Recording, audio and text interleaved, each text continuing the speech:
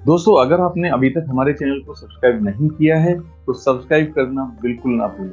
जो पीठ पीछे कार्य को बिगाड़े और सामने होने पर मीठी मीठी बातें बनाए, ऐसे मित्र को उस घड़े के समान त्याग देना चाहिए जिसके मुंह पर तो दूध भरा हुआ है परंतु अंदर विष है। जो मित्र सामने चिकनी चुपड़ी बातें बनाता हो और पीठ पीछे उसकी बुराई करके कार्य को बिगाड़ देता हो, ऐसे मित्र को त्याग देने में ही भलाई है। चाणक्य कहते हैं कि वह उस बर्तन के समान है जिसके ऊपर के हिस्से में दूध भरा है परंतु अंदर जहर भरा हुआ है।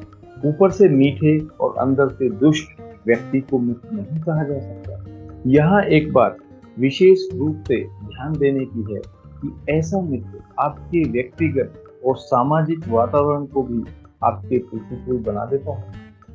जो मित्र खोटा है उस पर विश्वास नहीं करना चाहिए और जो मित्र है उस पर भी अति विश्वास नहीं करना चाहिए, क्योंकि ऐसा हो सकता है कि वह मित्र कभी नाराज होकर सारी गुप्त बातें प्रकट कर दे।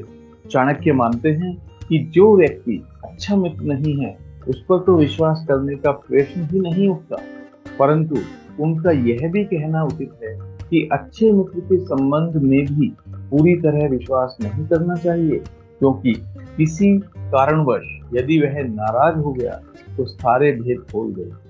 आज बड़े बड़े नगरों में जो अपराध बढ़ रहे हैं, जो कुकर्म हो रहे हैं, उनके पीछे परिचित व्यक्ति ही अधिक पाए जाते हैं। घर का भेदी लंका ढाए, यह कहावत गलत नहीं है। जो बहुत अच्छा मित्र बन जाता है वह घर के सदस्य जैसा हो जाता है। व्यक्ति भावुक होकर उसे अपने सारे भेद बता देता है। फिर जब कभी मनमुटाव उत्पन्न होते हैं तो वह कथित मित्र ही सबसे ज्यादा नुकसान देने वाला सिद्ध होता है। ऐसा मित्र जानता है आपके मर्म स्थल कौन से हैं। घर में काम करने वाले कर्मचारी के बारे में भी इस प्रकार की सावधानी रखना आवश्यक है। मन से सोचे हुए कार्य को वाणी द्वारा प्रकट नहीं करना चाहिए, परंतु मनन पूर्वक भली भांति सोचते हुए उसकी रक्षा करनी चाहिए और चुप रहते हुए उस सोची हुई बात को कार्य रूप में बदलना चाहिए। आचार्य का कहना है कि व्यक्ति को कभी किसी को अपने मन का भेद नहीं देना चाहिए। जो भी कार्य करना है उसे अपने मन में रखें और समय आने पर पूरा करें। कुछ लोग किए जाने वाले कार्य के बारे में गाते रहते हैं, प्रकार उनकी बात का महत्व कम हो जाता है और यदि किसी कारणवश वह व्यक्ति उक्त कार्य को पूरा ना कर सके तो उसकी हंसी उड़ाई जाती है। इससे व्यक्ति का विश्वास भी कम होता है। फिर कुछ समय बाद ऐसा होता है कि लोग उसकी बातों पर ध्यान भी नहीं देते, उसे बेसिर पैर की हाँकने वाला समझ लिया जाता है। अतः बुद्धिमान को कहने से अधिक करने के प्रति प्रयत्नशील होना चाहिए। मूर्खता और जवानी निश्चित रूप से दुखदायक होती है।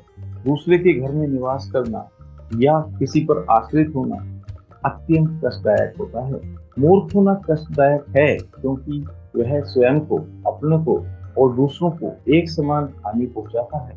मूर्खता के समान यौवन भी दुखदायी इसलिए माना गया है क्योंकि उसमें व्यक्ति काम, क्रोध आदि विकारों के आवेग में उत्तेजित होकर कोई भी मूर्खतापूर्ण कार्य कर सकता है, जिसके कारण वह उसके अपनों और दूसरे लोगों को अनेक कष्ट उठाने पड़ सकते हैं। चाणक्य कहते हैं कि ये बातें तो कष्टदायक हैं ही, परंतु इनसे भी अधिक कष्टदायक दूसरे के घर में रहना होता है, क्योंकि दूसरे के घर में रहने से व्यक्ति की स्वतंत्रता समाप्त हो जाती है, जिससे व्यक्ति का पूर्ण रूप से विकास नहीं होता। सभी पहाड़ों पर रत्न और मणियां नहीं मिलती, ना ही प्रत्येक हाथी के मस्तक में दशमुख का नमक नहीं होती है। प्रत्येक वन में चंदन भी उत्पन्न नहीं होता। इसी प्रकार सज्जन पुरुष सब स्थानों पर नहीं मिलते। आचार्य चाणक्य के अनुसार प्रत्येक स्थान पर सब कुछ उपलब्ध नहीं होता। विशिष्ट वस्तुएं विशेष स्थानों पर ही होती हैं। उन्हें वहीं ढूंढना चाहिए और उसी के अनुसार उनका मूल्यांकन भी करना चाहिए। माणिक्य एक लाल रंग का बहुमूल्य रत्न होता है। माणिक्य एक लाल रंग का बहुमूल्य रत्न होता है जो सभी पर्वतों पर अथवा खानों में प्राप्त नहीं हो सकता। ऐसी मान्यता है कि विशिष्ट हाथियों के माथे में एक बहुमूल्य मोती होता है।